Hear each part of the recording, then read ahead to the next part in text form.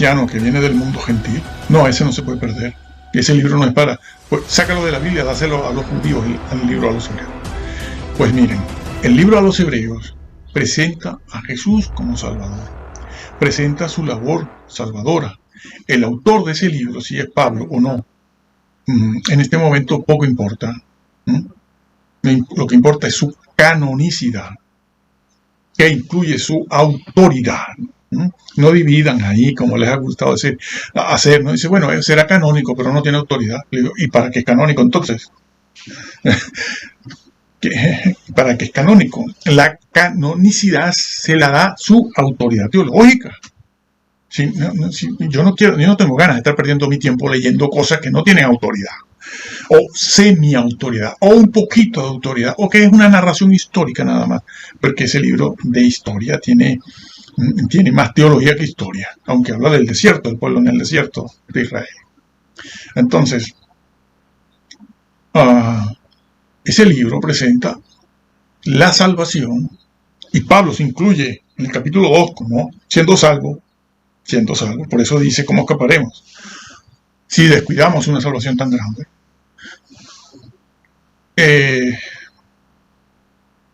Bueno, sí. Pablo habla de Jesús allí y de su obra salvadora, tal y como la presenta en todas las epístolas, si fue él o no, o como se presenta en el resto del Nuevo Testamento, por fe, acercándonos al trono de la gracia, dice él, y explica lo que se dice en algún otro sitio, a lo mejor, ¿no? Cómo entra en el santuario, que no es una pésima traducción, mala. Para nuestros días es mala, quizás hace siglos no. Pero esa palabra, santuario, del versículo 12, capítulo 9, está en plural, agias, que ya ha explicado ese lugar en el versículo 3 del mismo capítulo 9, ¿sí? Agia-guión. Y ha descrito eso. Cuando llegue, ya lo ha dicho, lo ha venido explicando en todo el capítulo 9, cuando llega al 12, al versículo 12. Dice, entró en el agias, plural, agias. Ay, pero no ha usado el plural para santo, porque es santísimo. La mejor traducción es la que pone santísimo, entró en el santísimo. Por eso hoy en día las versiones ponen lugar santísimo. Hasta las más malas ponen lugar santísimo.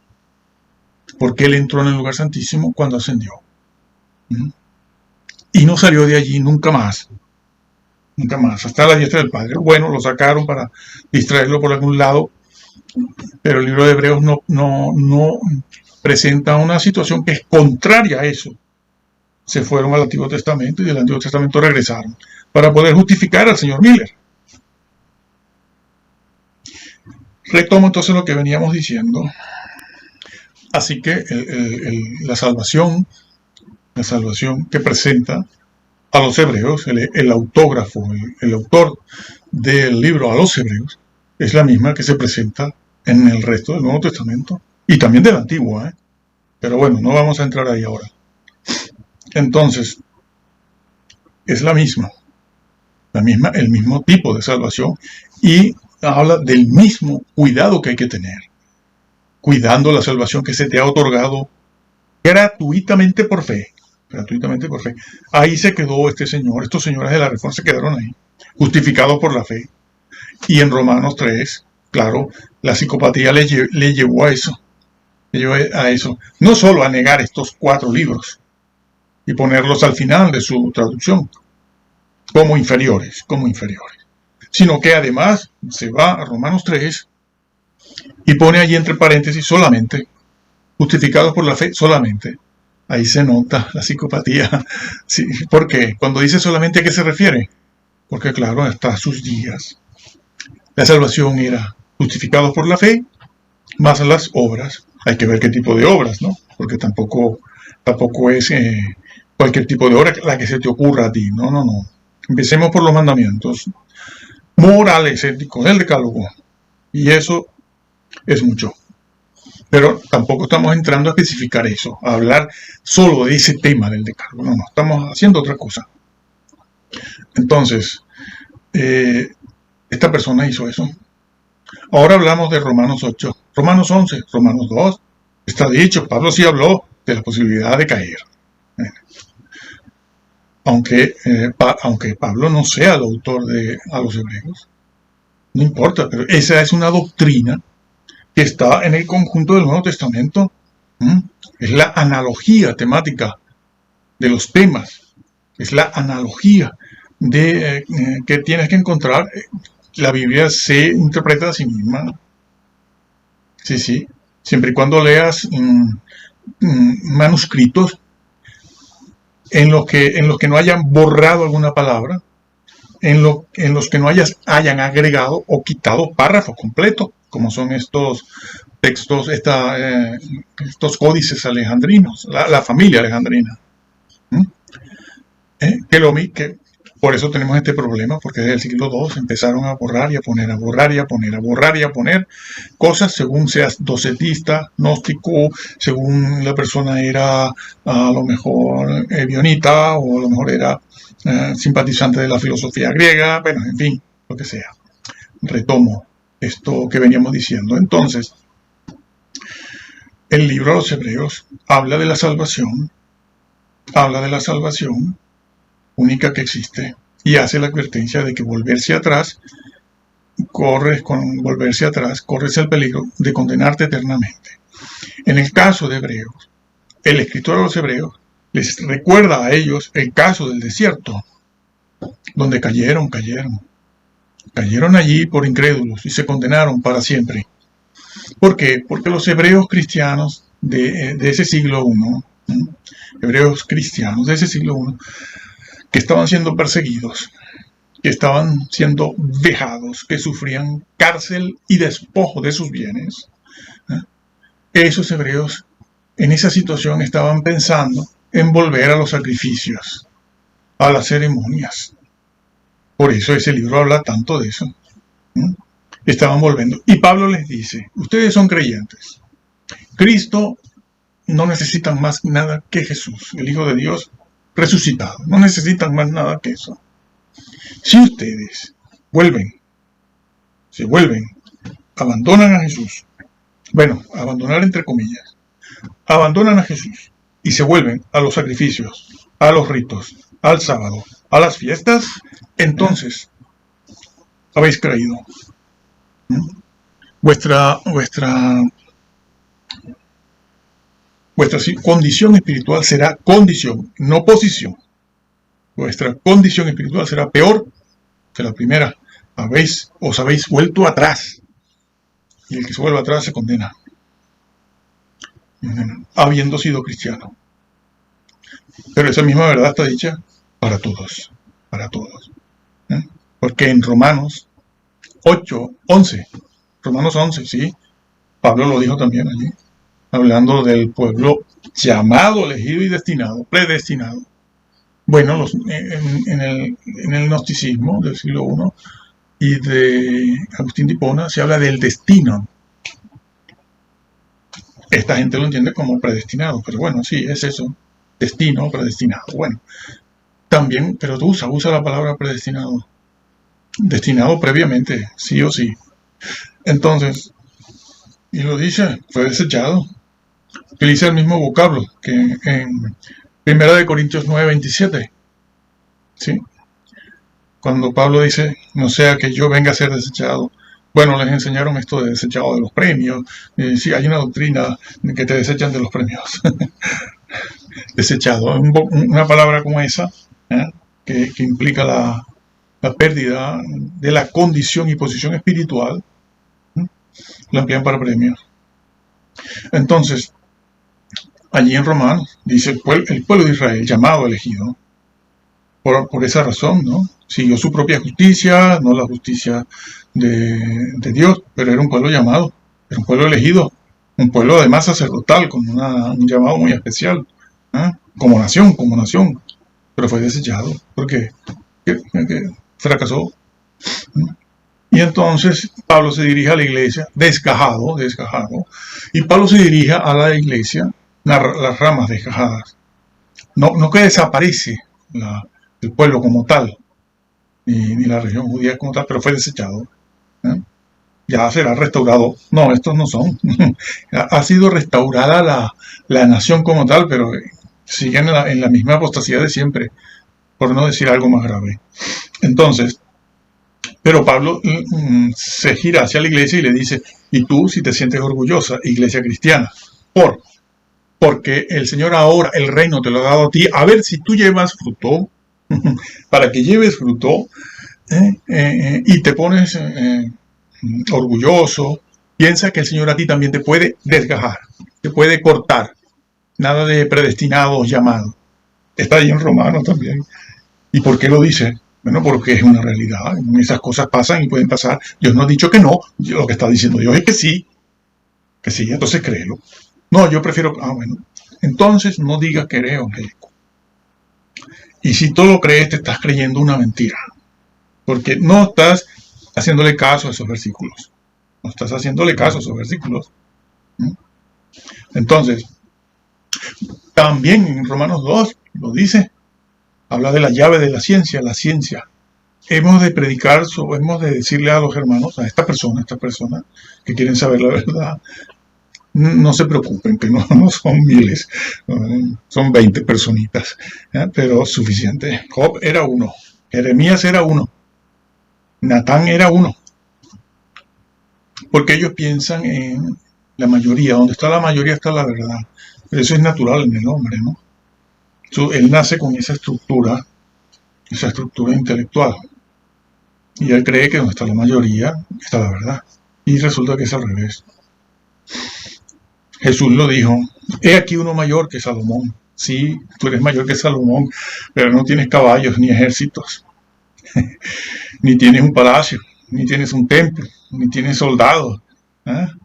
Tú serás mayor, pero no tienes eso. Por lo tanto, se van con Salomón. Claro. Y a todas estas personas les han dicho esto, ¿no? Que no tienes problema, tú no te caes, no te puedes caer. El libro a los hebreos ha sido escrito solo para hebreos. Pero le decimos a estas personas que el libro a los hebreos tiene autoridad canónica. No solo es canónico, sino que su contenido es autoritativo para formar la doctrina. Hay una cosa curiosa que nos llama mucho la atención en esto, ¿no? Porque vemos que hoy en día dicen no, bueno, ahí en Hebreos 6, 4, eso se refiere a los del trago, dicen, ¿no? Los del trago, es decir, a los borrachos. Está hablando de borrachos. Ya lo sacaron del contexto, porque está hablando de Israel en el desierto. Sí, eso confirma lo que hemos venido diciendo. La salvación, como tal, es igual en el Antiguo que en el Nuevo Testamento.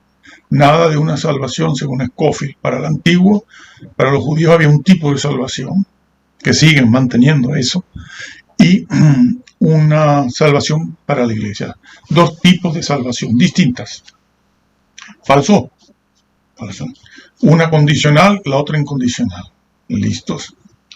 Bueno, lo que venía diciendo eso, que el libro a los hebreos es canónico y han de aceptar su autoricidad, su autenticidad. Es un libro genuino, con una doctrina que fue citada y sostenida y creída en la iglesia de los primeros 3-4 siglos y después. Siempre decimos los primeros siglos porque se supone que allí se sentaron las bases de algunas cosas.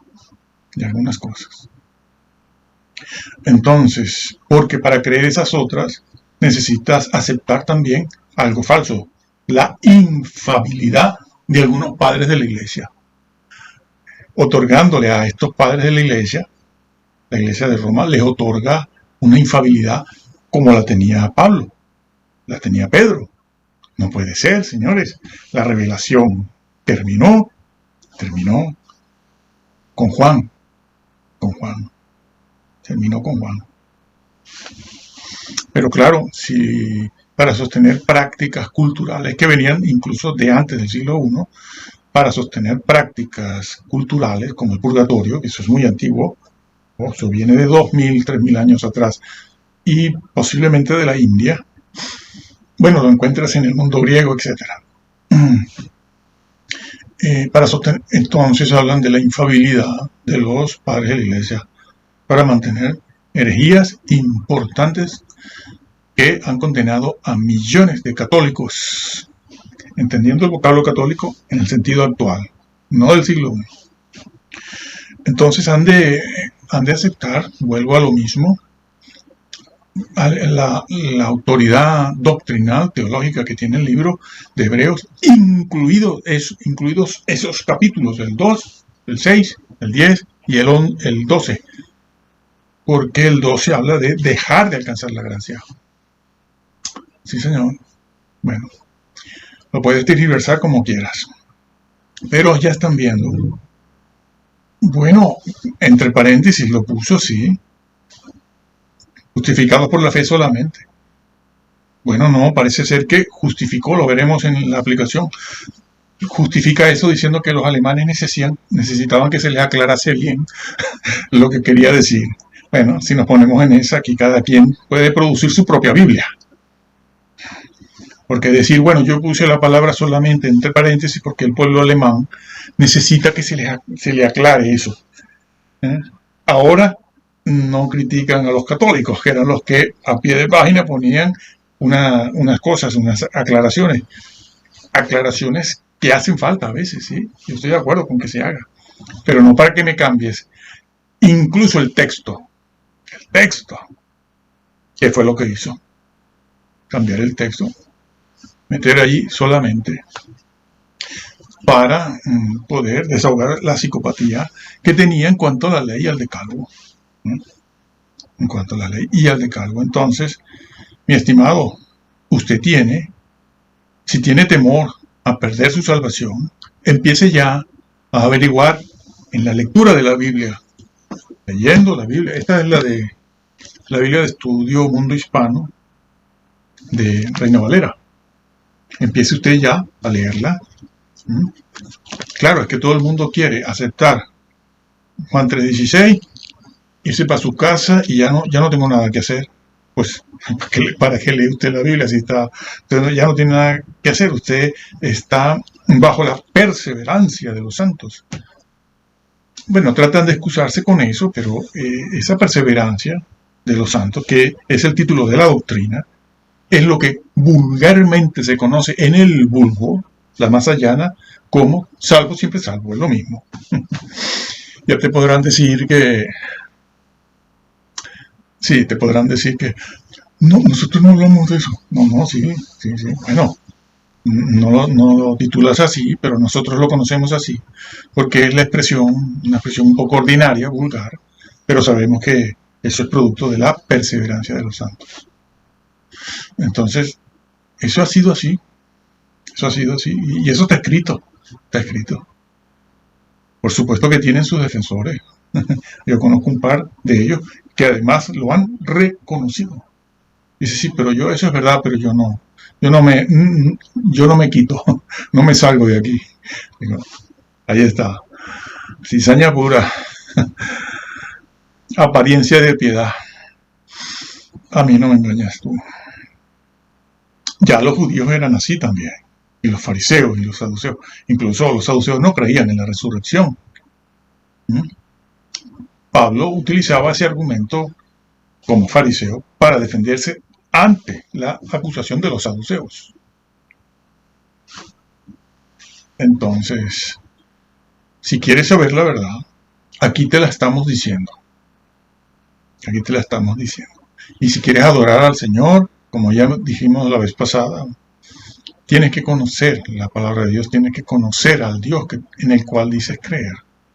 No saltar, bueno, saltar puede, bailar puede, brincar, caerte, gritar, eso no es adoración, pero te mantienen ahí sujeto, eres un miembro más del grupo ese que va y ellos se sienten llenos porque ven que la masa, eso es muy humano, hay una masa, ¿no? Y las emociones afloran y hay 1.000, 3.000, 5.000 personas y eso te hace pensar que eres un Mesías.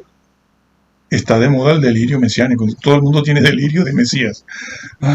Yo soy el Salvador, yo voy a poner una iglesia, yo voy a decir la verdad.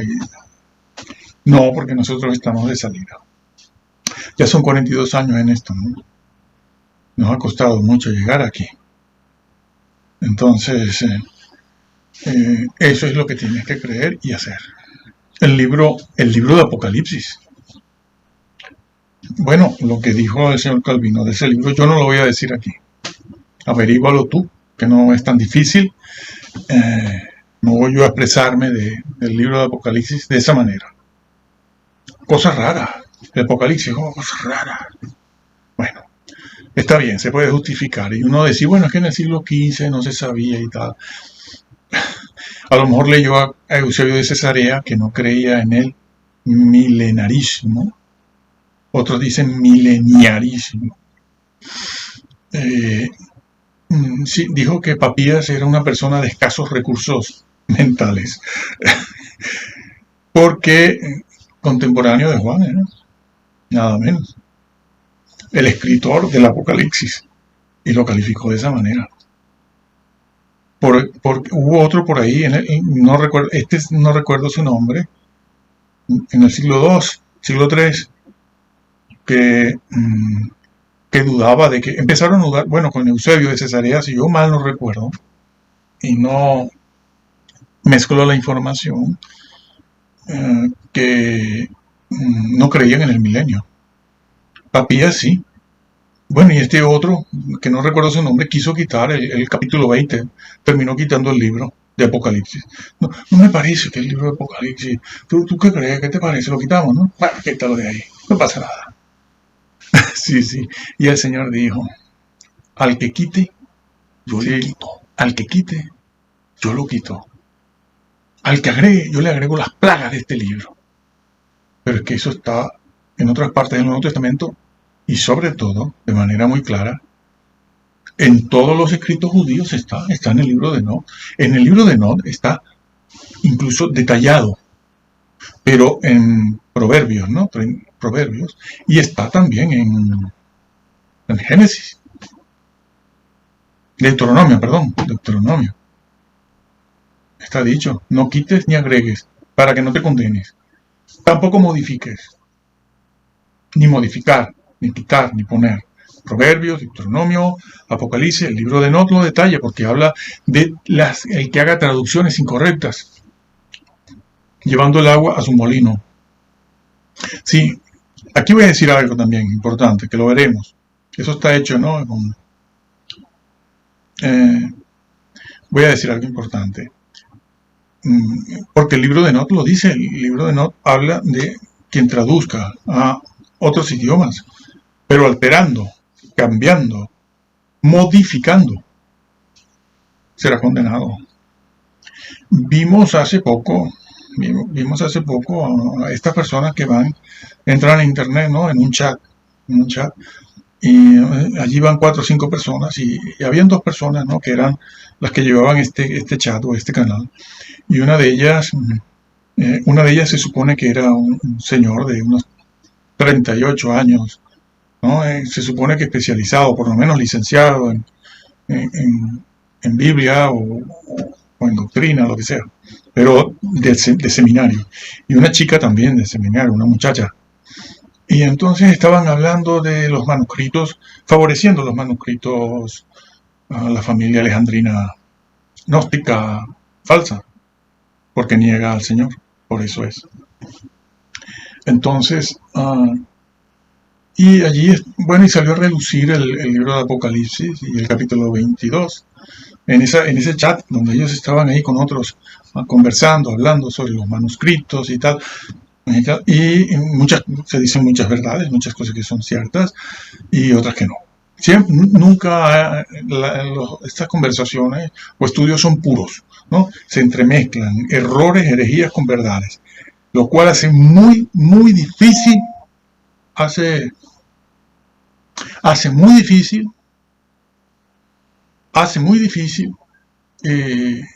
saber cuál es la verdad.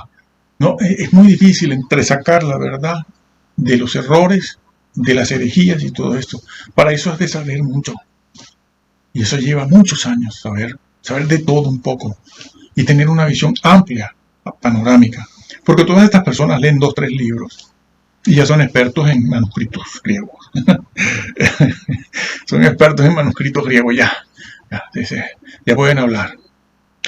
Y entonces adolecen de una visión amplia y profunda que cuesta muchos años llegar a conclusiones, después de mucho análisis. Pero estas personas ya con 38 años, hace 3, 4 años salieron del seminario, van leyendo unos libritos que han hecho algunos analistas y ya son ellos expertos y se lanzan, ponen un canal y entonces invitan, yo voy a defender, tú sabes. Y entonces, sí, y entonces decía esta persona, porque claro, entre los 4 últimos versículos del capítulo 22, después del 14, el Señor es donde dice eso que estoy comentando. Al que agregue, yo le agrego las palabras. Al que quite, yo lo quito del libro de la vida. Que estos señores lo han negado. El que falleció y el que dejó en su lugar al libro de la vida lo han negado. Y entonces comentan entre ellos y entonces él en ese comentario llega a decir, dice, bueno, eso lo puso un escriba ahí. Eso lo agregaron. Eso lo puso una persona por ahí. ¿Qué dices tú? ¿Qué haces? ¿Qué estás haciendo? Condenándote. ¿Cizaña? Eso lo dijo el Señor. Eso está en todos lados escrito. Está en todos lados escrito. Además, está citando una traducción que tiene como base, no tiene como base el texto recibido. Porque el señor Casiodoro ahí no puso vestiduras blancas. Bueno, él no, el griego que le dio Erasmo de Rotterdam. El texto recibido ahí no dice vestiduras blancas, que al final viene siendo lo mismo, ¿no? Porque lo que dice el manuscrito, texto recibido, es guardar los mandamientos. Poner en práctica el original. Me molesté hace ya mucho tiempo buscar a ver qué exactamente poner en práctica, estar practicando el decálogo, los mandamientos, no ceremoniales, no rituales, ético-morales. Para empezar, está citando una versión que tiene como base un manuscrito alejandrino, gnóstico, docetismo. Eso en primer lugar. Y segundo, eso lo dijo el Señor. No un escriba como tú estás haciéndole creer a toda esa gente que te ve y te sigue. Se están condenando. Por cierto, digo más, porque todo esto es una introducción. Guardar el textus receptus, que eso es correcto y es una labor importante. Y se ha de respetar a las personas que en sus iglesias u organizaciones lo hacen y extienden ese manuscrito bizantino, griego, textus receptus, que nos viene por esa línea, por el norte nos viene, por el imperio bizantino. Esa es una labor importante. Puede hacerse más o menos ardua. Hay otros que son los que están haciendo eso y que han recuperado ya eso en Inglaterra. Y eso es importante. Pero se equivocan al hacer lo mismo que hicieron en el siglo 1, 2, 3, 4. Se equivocaron porque que me des el texto puro, lo más cercano al original, perfecto, correcto, déjame que yo como traductor haga la traducción. Y después yo vendo mi traducción, ¿no? Como se hace con Reina Valera, que no hace falta hacerla ahora en castellano. No hace falta, yo no voy a hacer nada de eso. No hago nada de eso. Lo he pensado muchas veces, pero no. ¿Para qué? Tengo a Casiodoro y su actualización. ¿Está? Entonces, otros se han levantado como mesiánicos creyendo que iban a hacer una traducción mejorable y tal. Pero bueno, ese es otro tema. Pero tomar el texto bizantino y poner al lado como especie de un interlineal los vocablos, entonces se han de poner los vocablos que son, no cambiarlos, porque estás haciendo lo que hicieron los copistas en el siglo I y II. Claro. ¿Qué hicieron los copistas en el siglo I y II? Borraban la palabra que no les gustaba porque al niño no le gustaba esto y la quitó. Fuera docetista, bionista, gnóstico, lo que sea. O agregó una, o quitó una frase, o quito todo eso que llaman perícopa, que está muy bien, es una perícopa, sí. Eso hay que estudiarlo, eso es gramática, eso es lingüística, etc. Entonces, eso hay que hacerlo. Hay que estudiar. Pero lo que no se puede hacer es quitar, borrar, porque es lo que les vengo comentando. Al que quite yo lo quito y al que agregue yo le agrego. Entonces, cuidar el textus receptus y después quitar el vocablo, cortar y ponerme por primera vez en 20 siglos, alzar para favorecer la doctrina de estos señores, estos 3, 4 señores de la Reforma, y sobre todo los que vinieron después de ellos, que son peores todavía, pero tienen más apariencia de piedad, y por eso engañan con más facilidad, incluso diciendo que Dios es el autor del pecado, Él lo hizo, cuando la Biblia dice todo lo contrario: yo levanté al hombre en justicia. Sí. No lo levanté neutro, ni en pecado, lo levanté en justicia. No lo levanté en el pecado, ni le facilité el camino hacia el pecado. Él tenía que tomar su decisión y nosotros la tomamos en el Edén, por eso estamos viendo todo lo que vemos. Nadie está culpando a Dios de nada, porque lo que está pasando, ha pasado siempre y está pasando ahora, es nuestra responsabilidad. Nadie espere que Dios va a bajar del cielo a arreglarlo. Cuando Él baje será para gobernar aquí. Entonces, eso, no me puedes poner palabras al lado que no están y que van contra la doctrina de siempre y bíblica, la exégesis bíblica. No, ¿qué pusieron? El vocablo alzar, el vocablo alzar, y con eso sí, es verdad, cambias toda la doctrina, porque tienes que cambiar entonces el versículo 6, que lo han hecho, y decir, bueno, esto de las tinieblas de afuera, esto del fuego, y de ser echado allá, en el crujir y llorar, crujir de dientes, el llorar y crujir de dientes, esto no es el Hades, ni el lago de fuego, al final, lo que todos conocemos como infierno. No. Lo han tenido que cambiar, decir, no, eso es disciplina. Se puso de moda eso. ¿Eso es disciplina? Bueno, ya nosotros hemos hecho muchos vídeos sobre ese tema. Ahí están. Entonces, tuvieron que cambiar eso. Y entonces, si me cambias el versículo 1, pones alzar, y me cambias el versículo 6, has cambiado el mensaje del Nuevo Testamento completo. Es una reacción en cadena, como las fichas o piezas de un dominó. Una lleva a la otra, como los 5 puntos del tulip. ¿Sí? No te puedes quedar con uno. De los 5, si quitas uno, estás quitando el resto. Y si quitas 2, pues quitas el resto. No puede, eso se puso de moda para poder salvaguardar la creencia que tenían algunos. ¿No? El tulip es una reacción en cadena. También. Así que estaremos viendo esto con detalle, con un poquito más de detalle. Y yo les animo a buscar en internet, en las bibliotecas, siempre que sea posible, libros de texto. Siempre que sea posible, libros de texto. Pero si no, toda la información hoy en día está al alcance de todo el mundo.